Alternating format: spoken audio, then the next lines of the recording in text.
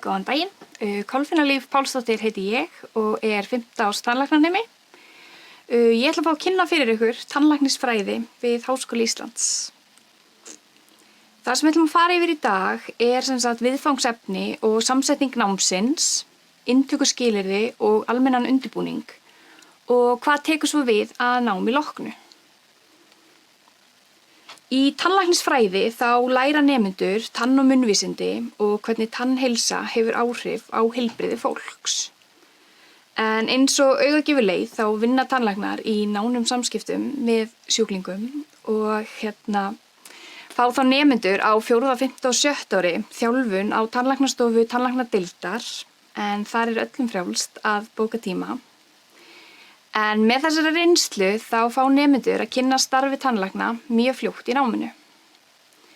Tannlæknadeild er meðal minnstu deilda í háskólanum en það gerir námið mjög persónulegt og eru mjög góð og mikil samskipti á milli kennara og nemenda yfir allt námið. Við erum með mjög öflugt félagslíf og eru nemendur mjög duglegir að sækja viðburði bæði innanlands og líka erlendis. Tannlæknanámið er krefjandi en þetta er líka mjög skemmtilegt nám. Ef við förum yfir samsetningu námsins þá eru þetta 360 einingar sem lýkur svo með kandidatgráðu. Það er aðeins hægt að stunda þetta sem aðalgrein en það þýðir að það eru engin valfög í boði.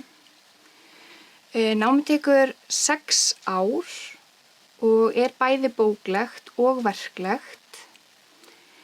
Fyrstu 2 árin þau eru í raun mestu helguð að grunneiningum læknis- og tannlæknisfræðarinnar. 3. árið það er svo preklínist en þar er verklegar æfingar. Svo er 4., 5. og 6. ár, það er að mestu verklegt en er líka tvinnað við bóklegt. En þar eru nemendurnir sem sagt á klínikinni niðri í tannlæknadeild, þar sem þau eru með sjúklinga allan daginn. Öll vinna nemenda bara yfir allt námið er svo unnin undir handleiðslu kennara sem eru þá flestir sérmenntaðir í sínu fagi. Svo að lokinni útskrift þá er sótt leyfi hjá embætti landlæknis sem tannlæknis. Inntökuskilyrðin, það geta í raun allir sem hafa lokið stúdentsprófi af bóknámsbraut eða hafa sambærilegt próf undir hendi, þeir geta sótt námið og byrja þá á haustönn. En það er sem sagt svona numerus clausus sem þýðir að það er takmörkun. Þannig að jólin þá komast einhverjir 8 nemendur inn, þeir sem hafa lokið öllum prófum og eru með þá hæstu meðaleinkunnina, þeir fá leyfi til að halda áfram náminu á vorinu. Það er mjög mikil samkeppni, sérstaklega þarna í byrjun til að reyna að komast inn og við mælum með því að vera með almenna þekkingu á líffræði og efnafræði ásamt svona góðum tökum á ensku. Það sem að allt námsefni er á ensku, en þetta er alls ekkert skilyrði. Þetta er bara það sem er svona mælt með.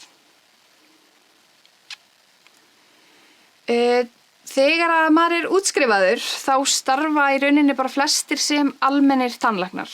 Þá annarkvort sjálfstætt með sinn eigin praxís eða þá sem aðstoðartannlæknar.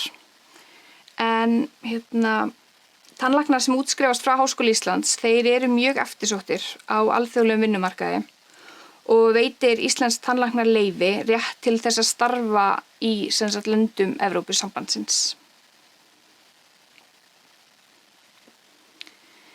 Eftir að maður er útskrifaður, þá er í raun engin skylda að mennta sig eitthvað frekar.